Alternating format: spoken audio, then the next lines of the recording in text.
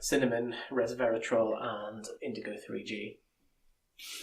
I think the main one is to consider whether you would rather use eye drops made of vinegar or toilet paper made of sandpaper. Is that another one? Just rather than talking about supplements, I think that's more important. It's more important to consider that.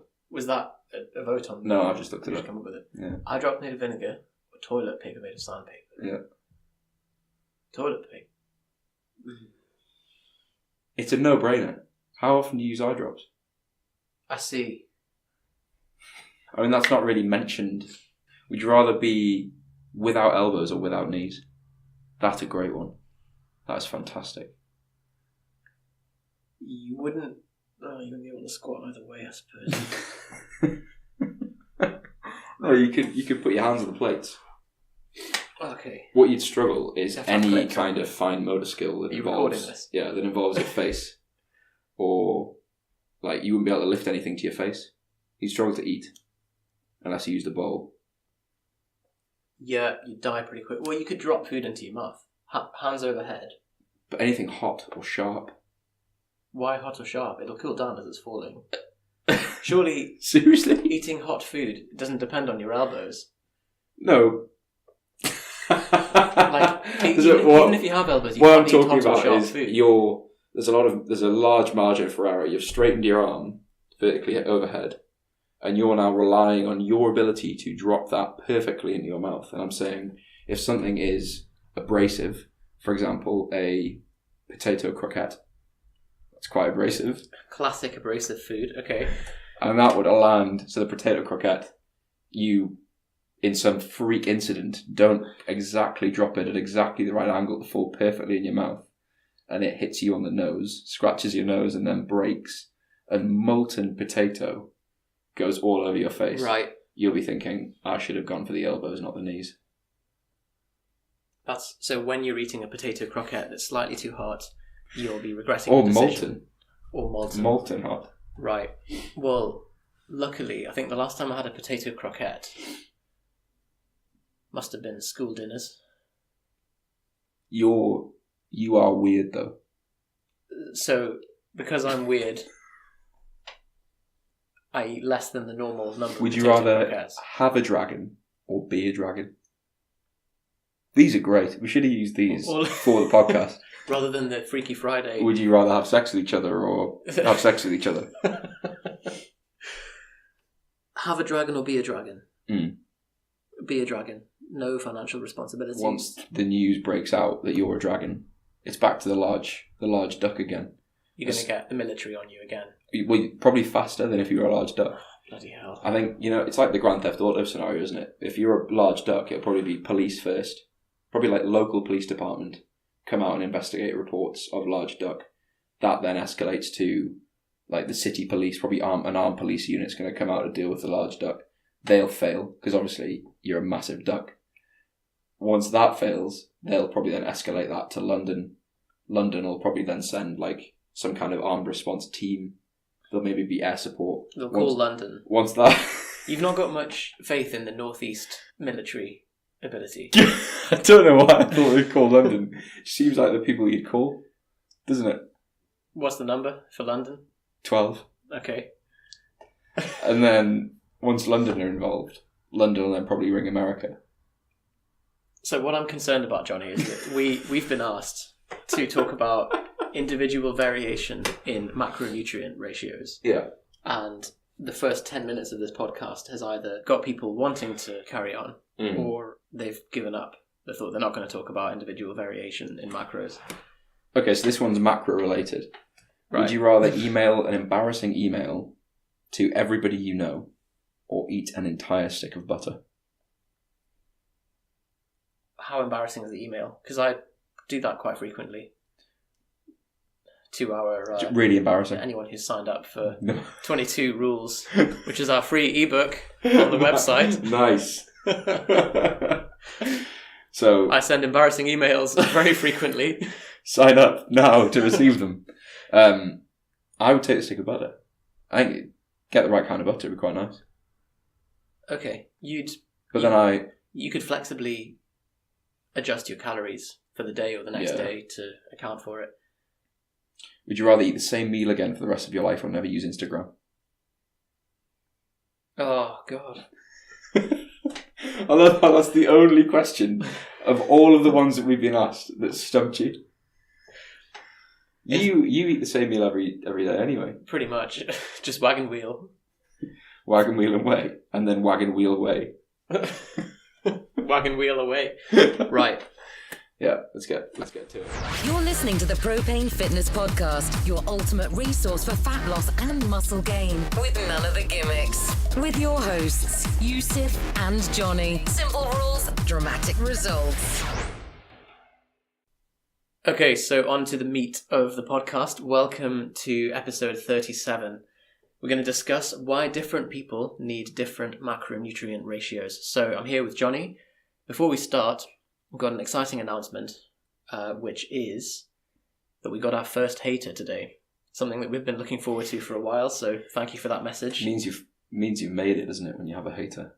One hater. I think everyone talks about it as this, like, we've got to deal with all these haters, and I'm thinking, like, well, we must be doing something wrong. If we're not, well, the thing is that this is when I find out that the hater is actually Johnny just trolling me. just to make you feel better. It was in response to my article, wasn't it, in fairness? That's true. So this was voted on in the Facebook group by 9 people. I think it was the only topic. So, yeah, because this was when I was going to record the podcast last week, I asked, what would you like me to talk about? And probably one of the deepest, most complex questions possible came up as the only option. So I did a cop-out and did something else instead. It's way more than 8 people. 12 people. 12. Way more. Wow. Before we do that, if you aren't already aware, I know we talk about this a lot, we are going to now discuss some things that are either actionable information, stuff you may want to go read more about, links to other websites.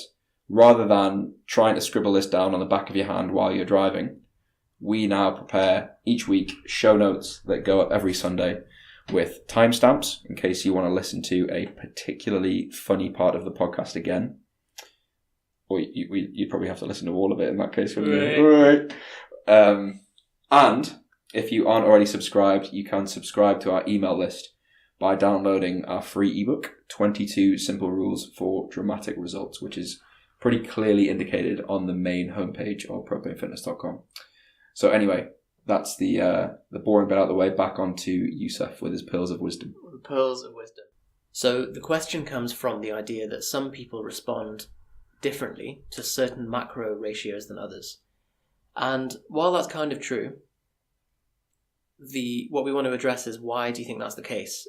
We have many people who are sure that they respond well to a high carb diet or a low carb, and very often when we actually get down to question it, say, have you tracked for a long period, and are able to definitively say whether that is down to the carbs, the answer is always, I haven't been tracking too accurately, or training's been up and down, and so on. So, yes, there are differences in different individuals in insulin sensitivity. And insulin sensitivity is the amount of insulin required to bring your blood glucose down to a certain range. And that's going to impact how well you tolerate carbs. So if someone's very insulin sensitive, then they need a little amount of insulin to have a large effect. And if they're insulin insensitive, they need a large amount to have the same effect. But the major things that influence insulin sensitivity, we're all doing. If you're listening to this podcast, you're doing it. If you're working with us, you're doing it, which are, you're relatively lean, you're doing some kind of activity, aerobic and anaerobic, so resistance training and cardio both improve that. Muscle mass is a good indicator as well. And that's pretty much it. The other factor is age, so your insulin sensitivity declines as you get older. So apart from that, we're all pretty much in the same boat with where we're at and how much carbs we recommend someone to eat. And the reason we're starting with carbs is because that tends to be the balancing factor and the most variable thing in someone's diet. So if someone then goes with a low carb approach because they believe that they are they respond poorly to carbohydrate, and that could be to do with a history of fat gain. It could be to do with when they eat a large carbohydrate meal, they feel very sleepy. But when they typically, they drop carbohydrates, and because protein and fat both have a physiological requirement, then we need to make up the balance in calories by either fat or protein or a mix thereof. So then if someone has an aversion to carbohydrate, they go with a high fat or higher fat, moderate and high protein diet. And then they have inferences that they draw from how they then respond to high fat, low carb diets or high carb, low fat diets. All of this is coming from this position of maybe an article that someone's read, a theory that someone's read, a book, an idea that center around one of the macronutrients being bad or one of the macronutrients causing fat gain, for example. The idea that carbs by themselves cause fat gain is obviously false. If you look at the standard example of if you were to eat 400 calories worth of sugar, would you gain weight? Of course not. Then we're back to the idea that calorie balance is the most important thing. And as long as we're remembering that calorie balance is the most important thing, then it becomes how should we be arranging your macronutrients within that calorie ceiling to benefit you as a person who needs to be awake and alert for a job or activities during the day, and then also how can we benefit your strength training performance, fat loss performance, etc. And so what we're going to discuss now is how we actually go about working with a client when we're setting up someone's macronutrients. And also, just as a general point, I think of the hundreds of clients that Yusuf and I have worked with, we've never had, or at least I've never had anybody where a high carbohydrate calorie deficit diet hasn't resulted in fat loss. Yeah, there'll be differences in preference, but that's something different. That's what we come on to. But there's been no physiological reason why somebody wouldn't respond well to it. And even if they are, for example, if they're diabetic or whatever, if they're managing their insulin properly, then it still can be kept under control. Just to add to what Johnny said about sometimes you might read an article that would demonize a certain macronutrient. Sometimes the agenda behind writing an article is to scaremonger and to get some controversy around it. And it's very hard to tell when someone says there is a certain factor or a certain dairy will impact your insulin sensitivity or whatever. Like, fine, maybe it does, 1 or 2%, but when we look at something like that, we don't know the magnitude that it has that effect by, or the genetic differences, when all of those minor details are dwarfed by the fact that you're lean, or that you train, or that you have these huge rocks in place that keep your insulin sensitivity high and above average. I think worrying about things like that is the same as saying my new pre-workout added 20 kilos to my squat. Maybe it had an effect on how you felt or how one specific system worked, but the fact you went in and squatted frequently, consistently. You do see some examples. People talk about, I would lose fat faster on a low carb, high fat approach, and we've actually written specifically, or Yusuf has written specifically on that topic. What it tends to boil down to is, even if you did lose fat faster on a low fat or on a low carb, high fat approach, how is your consistency going to be affected and impacted over, say, a 20-week diet, which may be required for some people to get to the leanness they want? So we actually, I think it's podcast 26, I might be wrong, where we talk about stubborn fat. And one of the points there was that sometimes worrying about certain aspects of your diet can, that if you're worrying about cortisol is going to elevate your cortisol. So I think for me, being on I realise we're getting a little bit off topic here, but for me, being on a low carb diet, which is something I've done for extended periods of time in the past, is the same as, every morning you wake up and written on a massive banner in your bedroom is, you are on a diet, by the way. You can't do anything you want to do. Social life becomes more difficult because you can't eat certain places. Drinking alcohol kind of contradicts the whole point of being on a low carb diet.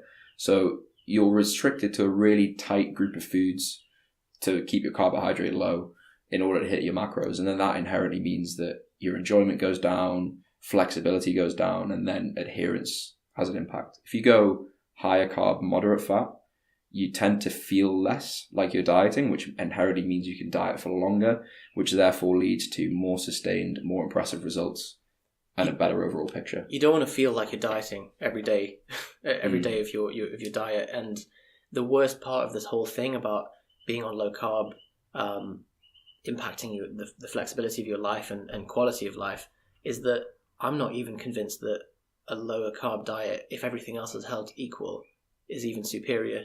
There's some meta-analyses to show that there is no difference. Some data, maybe it would show, like, if anything that you've come across does show superiority. I guess the question is, over a 10-week diet, if you're going low carb or zero carb, how much mental space is that going to take up? Yeah, definitely. In a surplus, there's actually no difference between the ratio of muscle to fat gain based on your carbs, or your carb fat ratio. So that doesn't seem to matter. So we're basically, I think what we're trying to say in a long-winded way is, why do people respond differently, or why do different macro ratios work better or worse for different people, comes from this hypothesis, this idea that is in fact true, that people do respond differently. And I think what we would have you consider is that actually it's that people think that they respond differently, or they have maybe some past experience that's altering the way that they perceive their reality, or the way that these things work for them. That's not to say that we don't do a low carb approach. I think sometimes I've got a client who really enjoys a low carb approach because it makes him feel like he's in diet mode. And although that's a bit of a masochistic way to deal with things, he works in a very binary way, and he's a very all or nothing kind of guy. So being in low carb is like, okay, I'm in diet mode now. For other people, there's some data to suggest that white bread improves people's compliance with the diet, because it's not considered a diet food. And so if you're eating it on a diet, you feel like you've got the flexibility. And I guess that's the basis of if it fits your macros approach to dieting. Because in that study, they literally, 2 groups, one with bread, one without bread. That was the only intervention.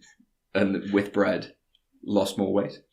Yeah. Is that right? Which is ludicrous. They stuck to their diet better. Yeah. Not sure about weight. But I think the caveat with what Yusuf just said, and you don't have to say who it is, but how long have you worked with that person for? Years. Right. So Yusuf, this guy didn't just come to Yusuf. Is it a guy? It is. In fact, working with him pretty much since 2010. Okay. So a long time. 7 years. So 6 years. That's crazy. Great maths. Great maths. That is maybe the only time that I would be okay with someone being on and sticking with a low carb diet, for example, if you have like data driven experiences that say, okay, for this 6-month stretch when we use this specific ratio of macronutrients, you didn't respond as well as normal because reason 1, 2, 3. It's not guesswork. So yeah, and it wasn't successful because of any kind of physiological advantage of the macronutrient ratio. I think that's what we want to make clear to get across, that it's to do with his individual psychology, and probably quite an uncommon psychology as well. We've definitely been through the low carb approach, and it's horrible. It makes you it makes your relationship with food a little bit odd. And your relationships. You just you start to smell. You start to get grumpy, and looking forward to the refeed day, you just elevate carbs on this pedestal. I think if I had to summarize what it does for me, it creates like a sense of entitlement. Do you know what I mean? Yeah.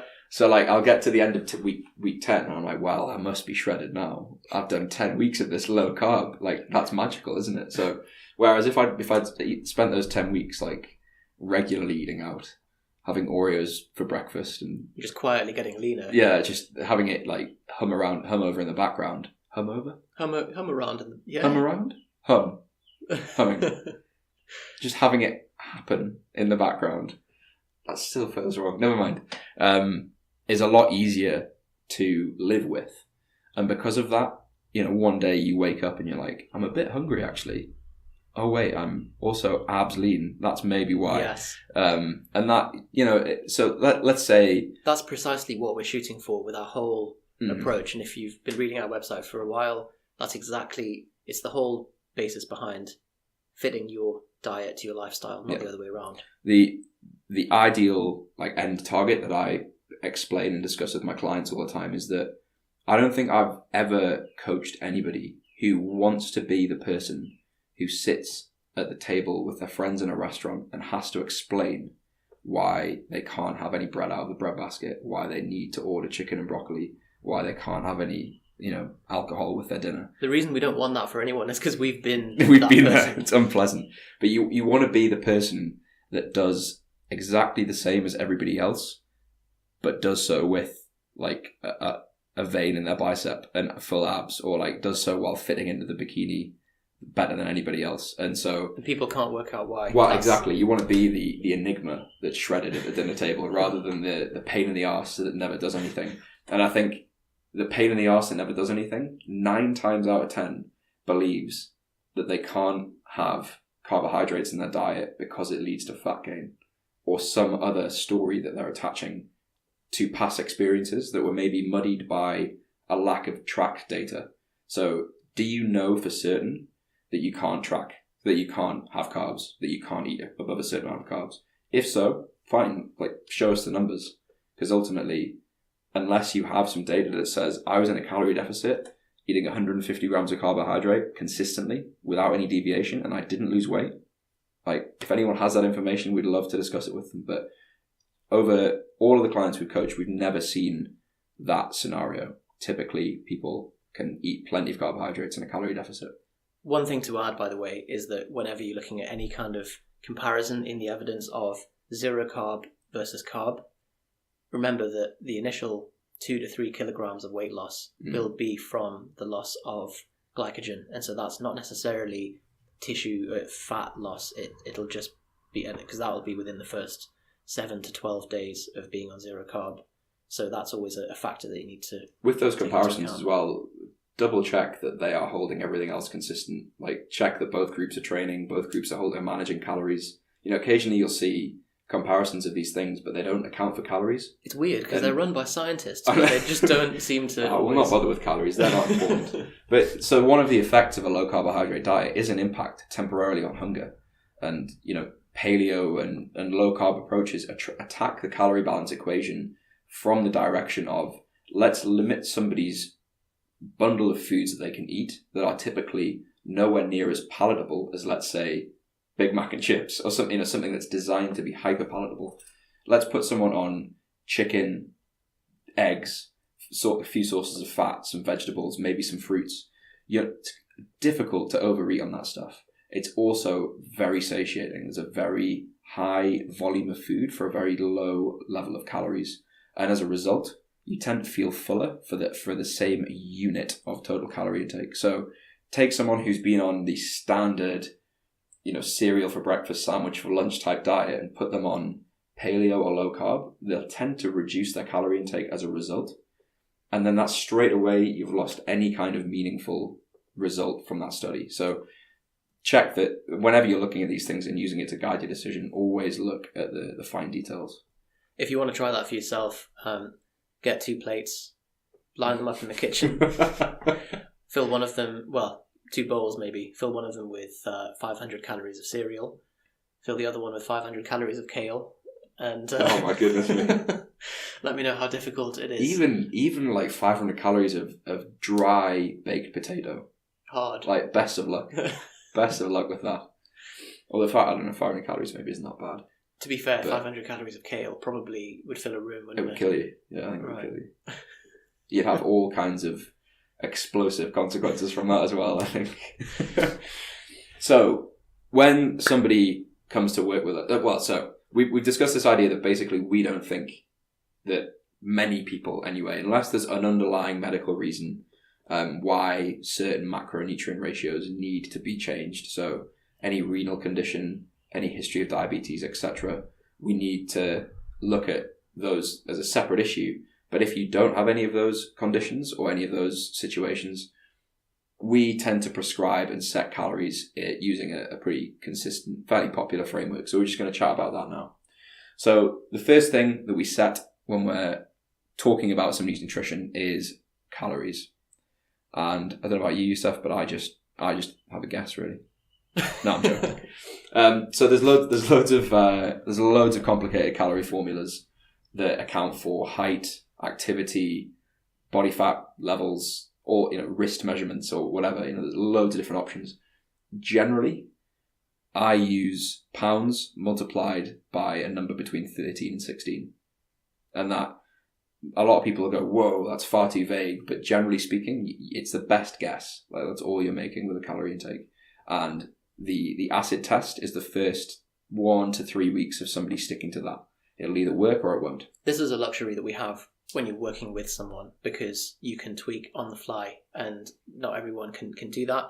The thing is, no matter how sophisticated the formula, if someone's been eating 1,500 calories consistently and their weight is stable, but the formula tells them that their maintenance is 2,500, jumping straight to that is probably going to be a problem. So the first thing we like to look at is what someone's been eating up until this point. If they've been tracking consistently and their calorie intake is consistent, obviously that's a great anchor to start with, and then we can adjust on the fly. To be honest, the only time... So one of the most common questions we get, I think, in the first fortnight of working with someone is, that seems far too high, that seems far too low, protein, carbs, fat seem far too something. And it's always coming from, just a place of, this is different to what I've been doing before. Do you really think it's right? I'm worried. I equate high carbs with fat gain. It's the same story, isn't it, over and over again, and it's hard to get away from because it's been forced down our throats by mainstream media and fitness media. But typically, and this sounds like we're wizards, I promise you, as far as we're aware, we're not wizards. But generally speaking, when we start working with someone, you get maybe 1 or 2 weeks as a baseline of daily weigh-in measurement, calorie intake measurement, and you can usually increase somebody's calorie intake beyond what they felt was possible while still either maintaining or losing their weight.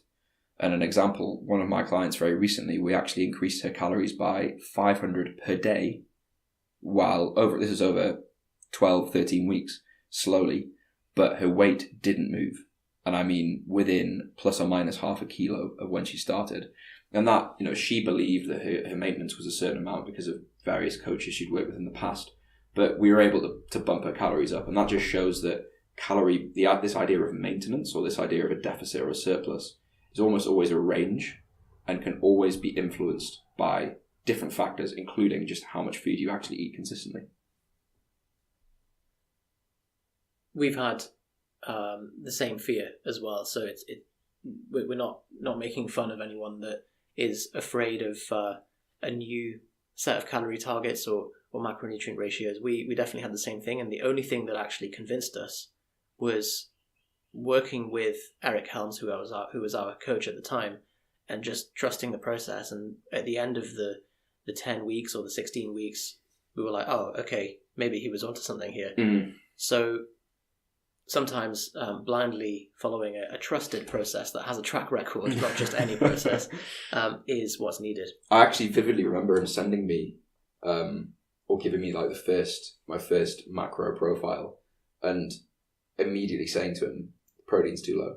Eric, please. Like, oh God, looking back now,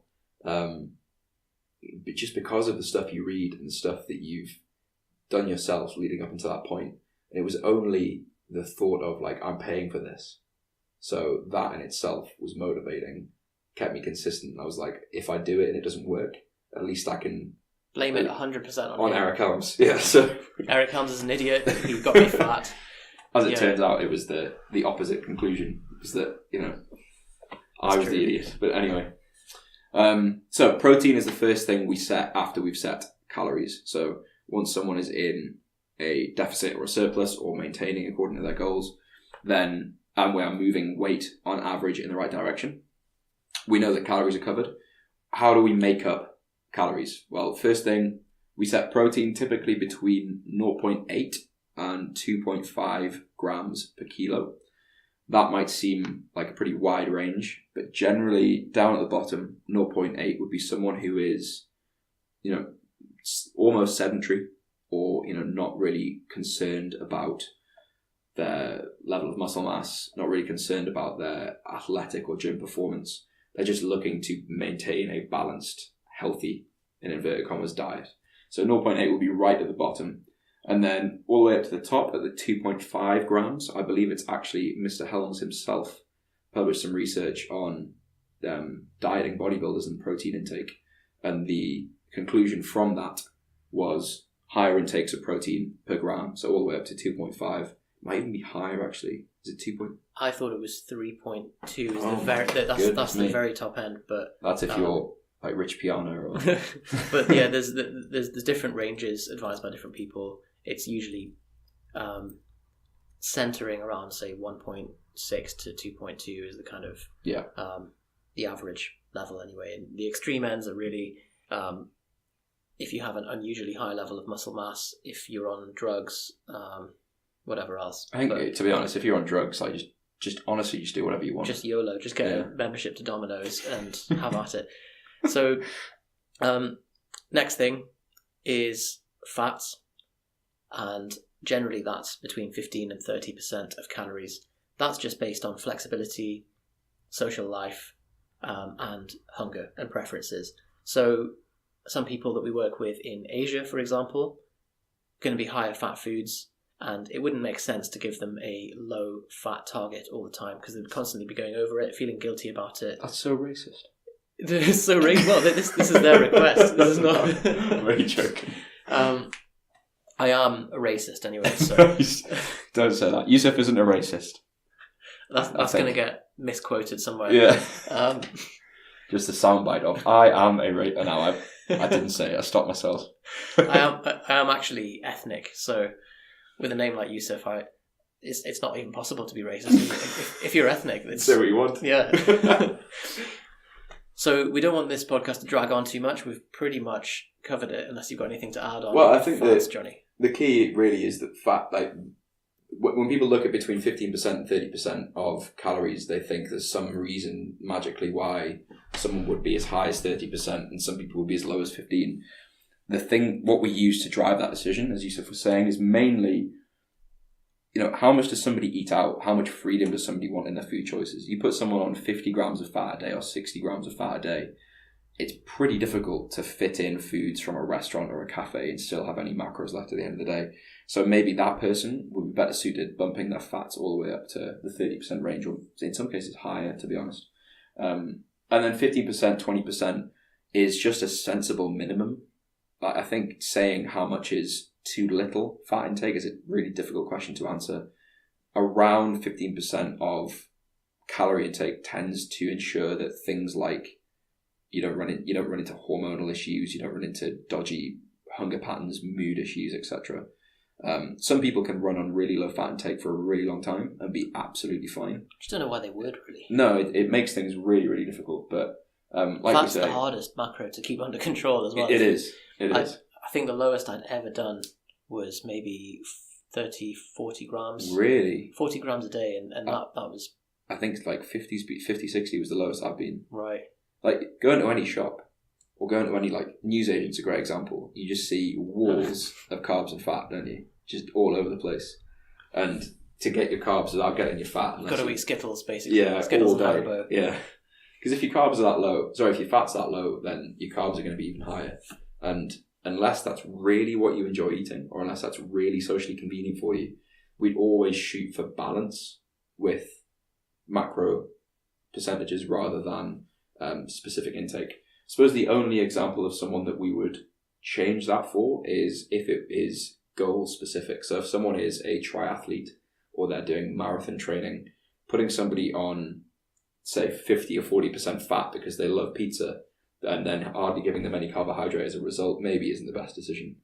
Aerobic athletes who are doing long distance endurance-based training generally should be having plenty of carbohydrate in the diet. If you're a powerlifter or a bodybuilder, general gym goer, you sit down for most of the day, you want enough carbs to support your training quality, but you're not going to be carving up like a madman that's doing an endurance sport.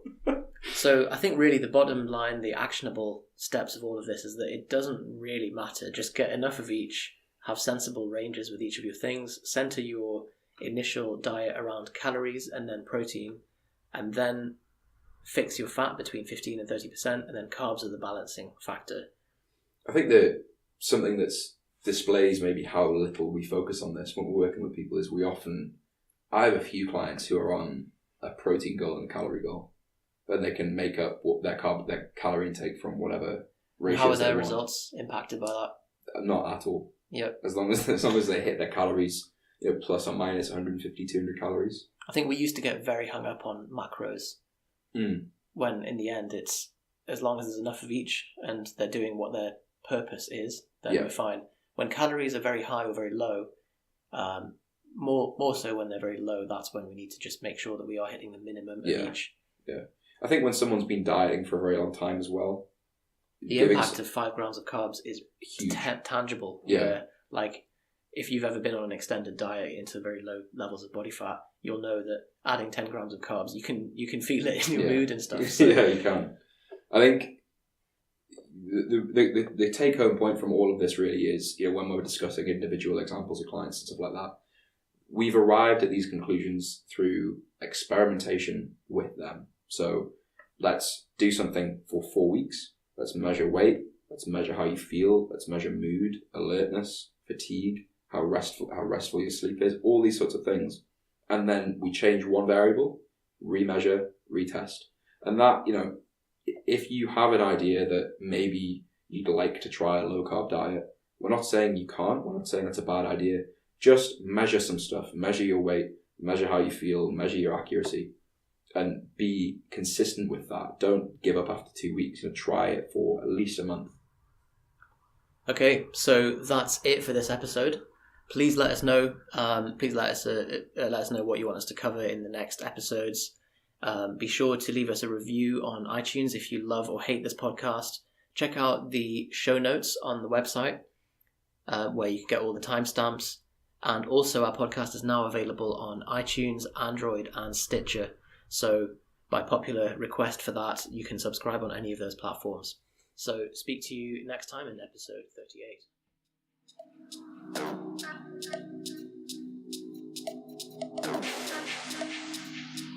Test.